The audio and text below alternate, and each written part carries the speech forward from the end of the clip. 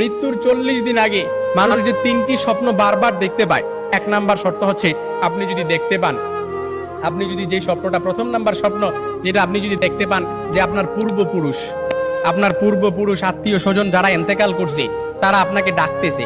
তারা আপনাকে ডাকতেছে, হাহাকার করতেছে, তাদের কাছে চলে যাওয়ার জন্য ডাকতেছে, কিংবা তাদেরকে বেশি বেশি স্বপ্ন দেখতেছেন, তখন মনে করবেন যে আপনার মৃত্যুর সময় ঘনিয়ে এসেছে। তবে এটাই যে খুব একেবারে বুঝার বিষয় এরকম কিন্তু নয়, কিছু বিষয় রেয়ার থাকতে পারে। তখনই আপনি আল্লাহর কাছে সাহায্য প্রার্থনা করবেন, আল্লাহর কাছে বেশি বেশি ক্ষমা চাইবেন। দ্বিতীয় নাম্বার যে স্বপ্নটা সেটা হচ্ছে আপনি যদি স্বপ্নে দেখেন যে আপনার বুক থেকে একটা পাখি বের হয়েছে আর এটা ছটফট করতে করতে আসমানের দিকে চলে গেছে, সাইয়েদনা আলী রাদিয়াল্লাহু তাআলা থেকে